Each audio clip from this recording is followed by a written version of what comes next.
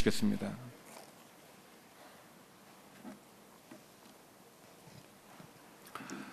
참으로 안타까운 죽음의 소식들이 이 땅을 덮고 있습니다.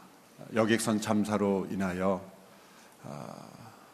안타깝게 실종되고 또 희생당한 그러한 분들의 가족들의 아픔과 눈물을 우리가 함께 품으면서 우리 마음속에 분노도 일어나고 또한 원망과 또 회의도 일어나지만 이 부활절을 맞이하여서 부활하신 주님의 임재하심이 이 땅을 덮어주시기를 우리가 함께 간절히 기도하기를 원합니다. 이 부활의 아침에 주님의 임재하심으로 이 땅을 치유하시고 회복시키시고 다시 일어나는 귀한 민족이 될 수 있게 되기를 우리가 함께 기도하기를 원합니다. 이 시간 함께 말씀을 듣기 전에 합심하여 기도할 때 여객선 참사로 인하여 희생당하고 실종된 가족들의 그 아픔과 눈물을 주님 위로하여 주시옵시고 이 땅을 덮고 있는 죽음의 소식들이 부활의 능력으로 회복되고 치유되게 하옵소서. 합심하여 함께 기도하며 나가겠습니다. 하나님 아버지, 이 땅 가운데 안타까운 죽음의 소식들이 덮고 있습니다. 참으로 안타까운 사고로 인하여 희생되고 실종된 귀한 영혼들, 또 그들의 가족들의 아픔과 눈물을 기억하며 주여 우리의 마음속에 일어난 모든 분노와 회의 그리고 안타까운 절망감을 주님 앞에 올려드리며 부활의 아침을 맞이하여 죽은 자 가운데 다시 살아나셔서 지금도 살아계신 주님의 임재하심이 이 땅 가운데 임하시기를 간절히 원합니다. 이 땅을 치유하시고 위로하시고 회복시켜 주시고 죽음의 어두운 그늘이 떠나가게 하여 주시옵시고 주님의 임재하심으로 부활의 생명으로 임하여 주시기를 간절히 원합니다. 아버지 하나님, 아픔 속에 있는 가족들 위로하여 주시고 절망과 두려움 가운데 있는 이 나라 민족 가운데 다시 한번 부활의 소망으로 회복시켜 주시고 치유하여 주시옵시고 아버지 하나님, 깊은 절망 가운데 벗어나게 하여 주시옵시고 모든 가족들의 아픔 속에 주님 위로하여 주시고 임하여 주옵소서. 하나님 아버지, 이 부활의 아침에 안타까운 절망 가운데 있는 귀한 영혼들 가족 가운데 임하여 주시옵시고 그들의 아픔과 눈물을 씻어 주시옵시고 마음속에 일하는 모든 분노와 회의와 절망을 주의 십자가의 능력으로 씻어 주시고 살아계신 주님의 임재하심으로 일어나게 하여 주옵소서. 이 땅에 임하셔서 이 땅을 치유하시고 위로하시고 회복시켜 주옵소서. 예수님의 이름으로 기도하옵나이다. 아멘. 우리의 인생과 역사에 찾아오는 위기는 우리가 하나님 앞에 더 가까이 나가게 되는 계기가 됩니다. 때로는 불행처럼 보이는 사건이 하나님을 만나는 축복의 계기가 되기도 합니다. 오늘 본문에서 야이로라고 하는 한 회당장의 어린 딸이 죽어가고 있습니다. 그래서 그는 나사렛 청년 예수의 발 앞에 무릎을 꿇고 엎드려 애원하고 있습니다. 회당장이라는 신분은 유대 사회에서 높은 신분입니다. 사회적 지위가 있는 사람입니다. 존경받는 지성인이요 이른바 귀족이라고 할 수 있는 사람입니다. 절대 나사렛 청년 앞에 무릎을 꿇을 수 없는 사람입니다. 그러나 12살 된 그의 어린 딸이 죽어가고 있을 때 그는 사람의 병을 고칠 수 있다고 하는 그러한 능력을 나타내 보인 나사렛 예수 그리스도 앞에 그는 무릎을 꿇고 애원했습니다. 불행처럼 보이는 사건이 그가 살아계신 예수 그리스도 앞에 무릎을 꿇고 나올 수 있는 계기가 되었다는 것입니다. 우리 인생에 우리의 무릎을 꿇게 하는 것이 무엇인지, 우리가 하나님 앞에 무릎 꿇게 하는 것이 이 세상적으로는 불행처럼 보이고 절망처럼 보일지라도 그것이 우리를 하나님 앞에 더 가까이 나가게 하신다면 하나님은 그 절망을 희망으로 바꿔줄 것이요 그 불행을 하나님 안에 참된 평강의 도구로 삼아 주실 줄로 믿습니다. 예수님께서는 이 회당장 야이로의 간청에 응답하셔서 그의 집으로 가고 있었습니다. 바로 그때에 그 가는 길 중에 12년 동안 혈루병을 앓고 있는 한 여인이 예수님의 옷에 손을 대는 사건이 일어납니다. 그로 인해서 그 여인은 고침을 받습니다. 오랜 시간을 머문 것은 아니지만 그 가던 도중에 일어난 그 일로 인하여 예수님의 가시던 여정은 잠시 멈추게 되었습니다. 바로 그때에 그 사건이 마무리될 무렵에 회당장 야이로의 집으로부터 소식이 들려갑니다. 이미 그 딸이 죽었다는 것입니다. 그러므로 예수님이 오시지 않아도 된다는 의미의 메시지를 전하게 됩니다. 그것이 오늘 본문 49절의 말씀입니다. 우리 함께 읽도록 하겠습니다. 시작. 예수께서 말씀을 채 마시기도 전에 야이로 회당장의 집에 사람이 와서 말했습니다. 따님이 죽었습니다. 선생님께 더 폐를 끼치지 않는 것이 좋겠습니다. 예수님께 소망을 걸고 초청했지만 예수님이 오시던 도중에 딸은 죽었습니다. 야이로는 사람을 보내 딸이 이미 죽었으니 예수님께 더 폐를 끼치지 않는 것이 좋겠다라고 말했습니다. 더 이상 오실 필요가 없다는 것입니다. 이제는 상황이 끝났으니 안 오셔도 된다는 것입니다. 겉으로 볼 때 이 회당장 야이로의 말은 예의를 갖춘 말 그대로 폐를 끼치지 않으려는 마음처럼 보입니다. 그러나 그 속을 들여다보면 이 야이로의 말 속에는 이 죽음에 대한 두려움, 절망감, 모든 것이 다 끝났다고 하는 절망이 가득 차 있습니다. 또한 동시에 예수님의 능력에 대한 불신이 가득 차 있는 것입니다. 사랑하는 딸이 죽음으로 이제는 모든 것이 끝났다. 죽음의 우리 인생의 마지막 절망으로 그는 받아들인 것입니다. 우리 모두를 두렵게 하는 것은 죽음입니다. 사랑하는 가족의 죽음뿐만 아니라 어느 누군가의 죽음의 소식이 들려와도 우리의 마음속에는 절망과 두려움이 사로잡혀지게 됩니다. 죽음 앞에 두려워하게 되는 것은 이 죽음이 원래 우리 인간에게 속한 자연스러운 것이 아니라는 것을 가르쳐 줍니다. 원래 인간은 우리에게 주어진 것이 아닙니다. 죄에 대한 대가로, 징벌로, 심판으로 우리에게 주어진 것입니다. 모든 인간은 일평생 이 죽음에 대한 두려움에 종노릇한다고 말하고 있습니다. 히브리서 2장 15절의 말씀을 보십시오. 또한 죽음이 두려워 평생 노예로 매여 사는 사람들을 풀어주시기 위함입니다. 우리 인생의 모습을 여기 이렇게 기록합니다. 죽음이 두려워 평생 노예로 사는 사람들. 그래서 고린도전서 15장 26절에는 죽음을 가리켜 멸망당할 마지막 원수다, 그렇게 표현했습니다. 모든 사람을 두렵게 하고 절망하게 하고 노예처럼 사로잡고 있는 그 원수인 죽음, 이 죽음이라는 원수가 무너지지 않고는 우리는 자유로울 수 없습니다. 진정 기뻐할 수 없습니다. 예수님을 초청한 그 가정에 죽음이 닥쳤을 때, 12살 된 어린 딸이 죽었을 때 그 가정은 절망했고 두려워했습니다. 그러나 그들이 알지 못한 것은 그들이 초청한 그 예수님이 죽음의 결박을 푸시고 죽음을 이기시고 죽음을 이기신 승리자이시라는 것을 그들은 믿지 못했다는 것이죠. 예수님이 오셔도 이제는 더 이상 할 일이 없습니다. 생명의 기운이 조금이라도 남아 있었더라면 기적을 일으키시는 예수님의 능력으로 예수님이 회복시킬 수 있었겠지만 이제 상황은 끝났습니다. 예수님이 오셔도 더 이상 할 일이 없습니다.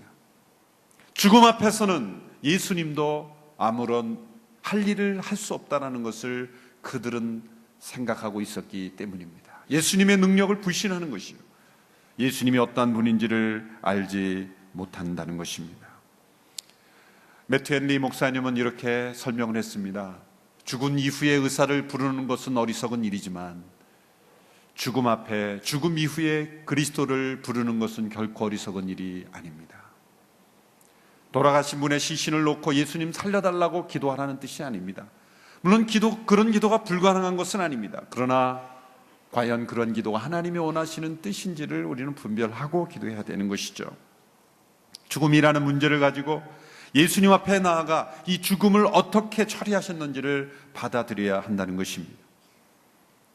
이 두려움과 불신에 빠져 있는 야이로의 가정에 주님이 찾아가셔서 예수님은 그들에게 네 마디의 말씀을 통해 그들을 위로하시고 그들에게 부활의 승리를 선물해 주십니다. 첫째는 50절의 말씀에 나타나 있습니다. 오늘 본문 8장 50절의 말씀을 함께 읽겠습니다. 시작. 이 말을 듣고 예수께서 그에게 말씀하셨습니다. 두려워하지 마라. 믿기만 하면 아이가 나을 것이다. 두려워하지 마라. 믿기만 하면 아이가 나을 것이다. 예수님은 그 야이로의 마음속에 있는 두려움을 보셨습니다. 일평생 노예처럼 죽음에 매여 있는 그 야이로의 마음속에 있는 두려움을 보셨습니다. 절망을 보셨습니다. 우리의 마음속에 있는 모든 두려움의 근원은 죽음에 대한 두려움이요 절망인 것입니다. 그러나 예수님 말씀하십니다. 두려워하지 마라. 결코 그리스도 안에서 죽음은 두려워해야 될 대상이 아니다. 절망의 이유가 되지 못한다. 무엇을 믿으라는 것입니까? 예수님께서 죽음 앞에서 행하실 일을 믿으라는 것이죠. 예수님께서 십자가를 통해 죽음을 어떻게 이기셨는지를 믿으라는 것입니다. 디모데후서 1장 10절의 말씀을 함께 보십시오. 그분이 예수께서 죽음을 어떻게 처리하셨는가를 함께 읽겠습니다. 디모데후서 1장 10절의 말씀입니다. 시작. 이제는 우리 구주 그리스도 예수의 나타나심으로 인해 드러나게 되었다. 예수께서는 죽음을 패하시고 복음으로써 생명과 썩지 않을 것을 밝히 드러내셨다. 우리 예수님이 죽음을 패하셨다고 말씀하셨습니다. 죽음이 사라진 것이 아닙니다. 죽음은 여전히 존재합니다. 그리고 우리 모두도 다 죽을 것입니다. 그러나 예수님은 죽음을 패하셨습니다. 죽음의 효력을 없게 하셨습니다. 모든 힘을 제거해 버리셨습니다. 죽음을 죽이신 것입니다. 예수님의 십자가의 죽음은 죽음을 죽이신 죽음입니다. 죽음을 패하신 그리스도 안에서 우리는 죽음을 두려워할 필요가 없습니다. 요한계시록 1장 17절 후반부에서 18절의 말씀에 살아계신 주님이 또 이렇게 말씀하십니다. 우리 함께 두려워하지 마라부터 함께 읽겠습니다. 시작. 두려워하지 마라. 나는 처음이요 마지막이다. 나는 살아있는 자다. 나는 죽었었으나 보라 나는 영원토록 살아있는 자니 나는 죽음과 음부의 열쇠를 가지고 있다. 두려워하지 마라. 나는 처음과 마지막 알파와 오메가요. 나는 죽었었으나 다시 살아 지금도 영원토록 살아있는 자니 나는 죽음과 음부의 열쇠를 가지고 있다. 죽었다가 다시 살아나신 주님은 지금도 살아계셔서 영원토록 죽음과 음부의 열쇠를 가지고 계신다는 거예요. 죽음의 열쇠를 가지고 계십니다. 죽음을 깨트리시고 죽음의 힘을 무력화시키시고 죽음을 죽이시고 이제 죽음의 열쇠를 가지고 계신 그분이 바로 예수 그리스도이시기에 두려워하지 마라. 예수님을 믿는 가장 중요한 가장 근본적인 믿음의 내용은 무엇입니까? 예수님이 죽음을 이기셨기에 죽음과 음부의 열쇠를 가지고 계시기에 우리는 더 이상 죽음을 두려워할 필요가 없다는 것입니다. 부활절을 맞이하며 우리 모두의 마음속에 언젠가 찾아올 죽음이지만 죽음에 대한 두려움이 사라지고 부활하신 주님을 온전히 믿는 우리 모두가 되기를 축원합니다. 그럼 우리는 이렇게 외칠 수 있습니다. 사망아 너의 쏘는 것이 어디 있느냐. 사망아 너의 권세가 어디 있느냐. 사망 권세를 깨뜨리시고 죽음의 열쇠를 가지신 그분이 우리의 주님이시기에 우리는 두려워하실 필요가 없습니다. 과연 우리의 믿음 속에는 죽음을 두려워하지 않는 믿음이 있는가? 이 부활절을 함께 보내며 우리의 마음속에 참된 믿음으로 승리하는 우리 모두가 되기를 축원합니다. 주님께서 야이로에게 두 번째로 하신 말씀입니다. 오늘 본문 51절과 52절의 말씀 함께 읽겠습니다. 시작. 예수께서는 야이로의 집에 이르러 베드로와 요한과 야고보와 아이의 부모 외에는 아무도 들어오지 못하게 하셨습니다. 사람들은 모두 그 아이에 대해 애도하며 크게 울고 있었습니다. 예수께서 말씀하셨습니다. 울지 말라.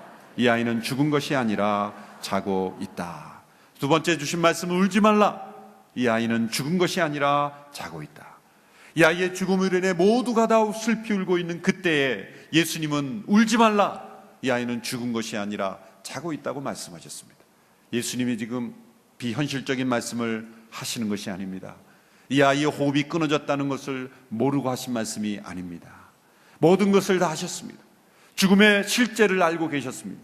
그러나 예수님은 이렇게 해석하셨습니다. 이 아이는 죽은 것이 아니라 자고 있는 것이다. 주변 사람들은 비웃었습니다. 그러나 예수님이 왜 자고 있다고 말씀하셨을까요?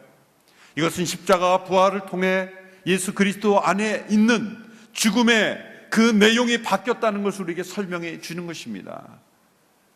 그리스도 안에서 죽음은 더 이상 죽음이 아니라 잠자는 것이다, 예수님은 말씀해 주신 것입니다. 과연 이것을 우리가 믿습니까? 죽음은 우리에게는 잠자는 것입니다. 우리는 매일매일 잠을 자야 합니다. 놀랍게도 잠을 잘 때 우리는 하나님이 우리에게 주시는 신비한 능력이 회복이 됩니다. 잠을 잘 때 우리는 모든 힘을 내려놓아야 합니다. 마음의 평안을 가져야 합니다.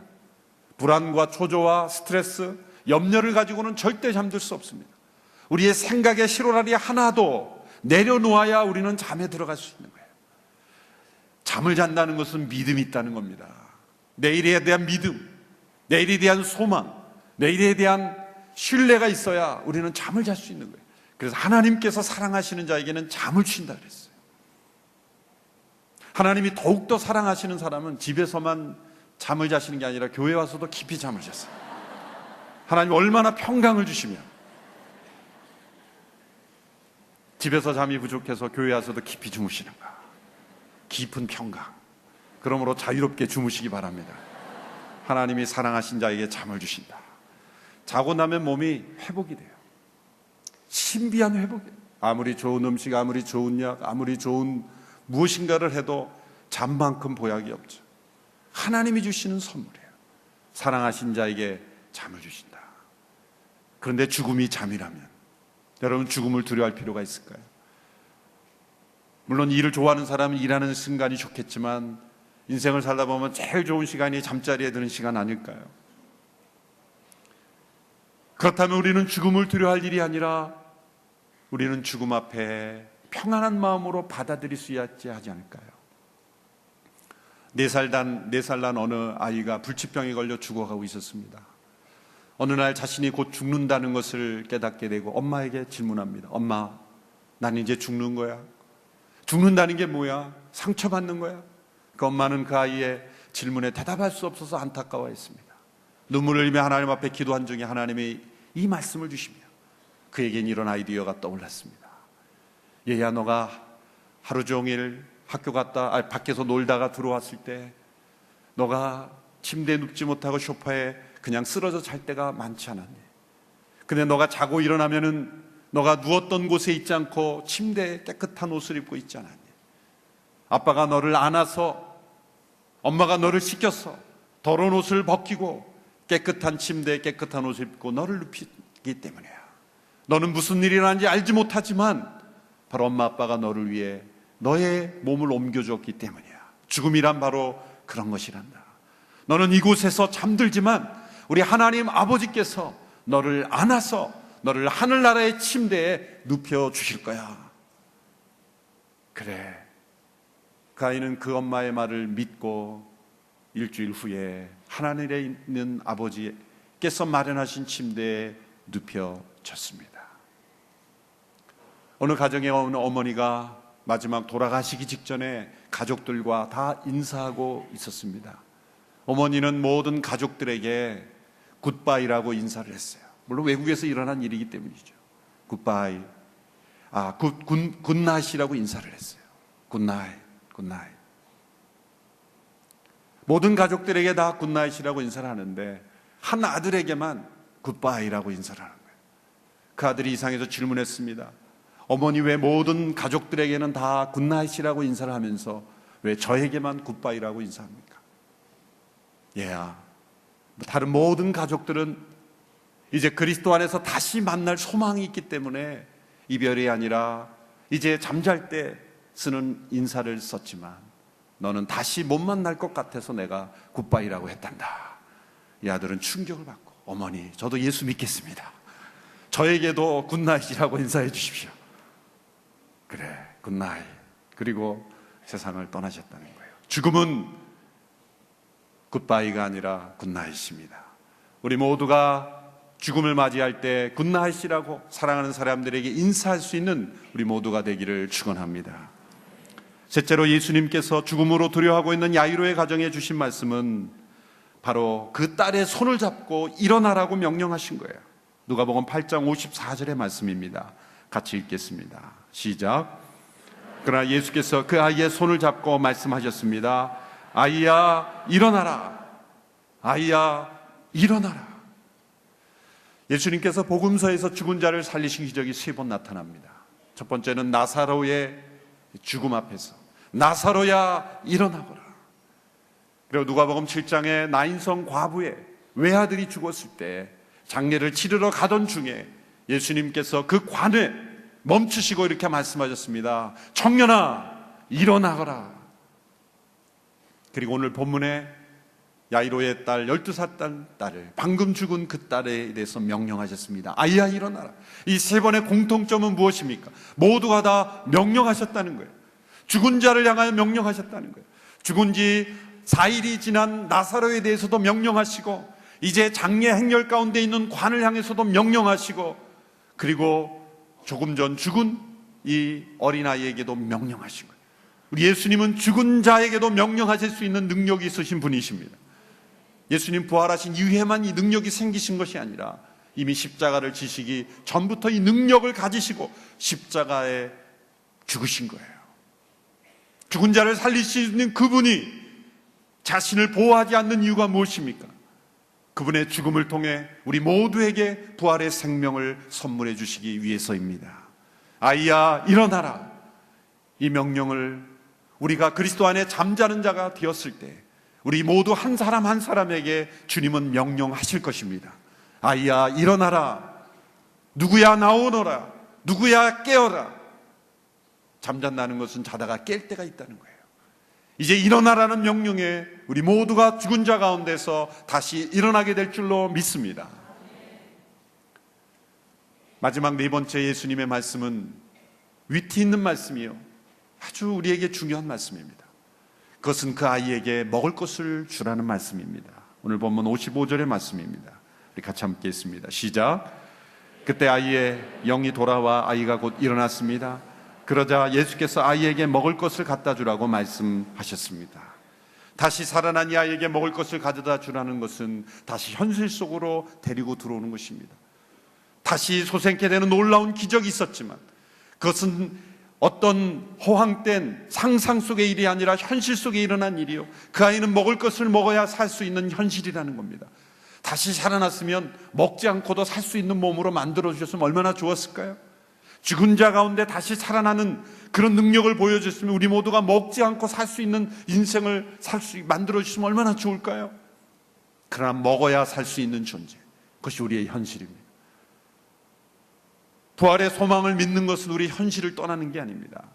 매일매일 일하고 먹고 노력해야만 살 수 있는 인생을 버리는 것이 부활의 신앙이 아닙니다. 언젠가 우리가 죽은 자 가운데 다시 살아날 수 있다는 부활의 소망을 갖는 것은 우리 매일매일의 현실을 외면하는 것이 아닙니다. 부활에 대한 소망은 더욱더 우리의 현실에 충실하도록 만드는 신앙인 것입니다. 다시 살아날 소망이 있게 난 어떻게 살아도 되고 아무렇게나 죽어도 된다는 뜻이 아니죠. 우리의 생명을 고귀하게 여기고 우리의 생명을 가치 있게 사는 인생이 바로 참된 부활의 소망이라는 것이죠. 아이야, 일어나라. 이 말씀을 통해 한 어린 딸을 소생시켰습니다. 물론 그 딸은 다시 죽었습니다. 이것은 소생입니다. 그러나 이 소생은 장차 우리에게 임할, 그리스도 안에 잠자는 자에게 임할 영원한 생명의 부활을 우리에게 미리 보여주신 것입니다. 우리에게 이 예수님의 말씀을 통하여 죽음에 대한 두려움이 떠나가게 되기를 축원합니다. 다시 그리스도와 함께 깨어 영원한 생명으로 살아날 소망으로 회복되는 귀한 이 아침이 되기를 주님의 이름으로 축원합니다. 아이야, 일어나라. 우리 모두가 듣게 낼 이 음성을 사모하며 살아가는 우리 모두가 되기를 주님의 이름으로 축원합니다. 기도하겠습니다. 죽음의 두려움 속에 사로잡혀 있는 가정에 찾아가셔서 아이야 일어나라 말씀하심으로 새로운 생명의 능력을 공급해 주신 주님을 찬양합니다. 오늘 이 나라 민족에 아이야 일어나라 말씀하신 주님의 임재하심이 임하여 주시옵소서. 부활의 능력으로 역사하여 주시옵시고 죽음에 대한 두려움과 절망이 떠나가고 소망과 희망과 부활에 대한 소망으로 믿음으로 회복되는 귀한 부활절 되게 하여 주옵소서. 예수님의 이름으로 기도하옵나이다. 아멘. 다 같이 일어나셔서 함께 봉헌 찬양 드리겠습니다.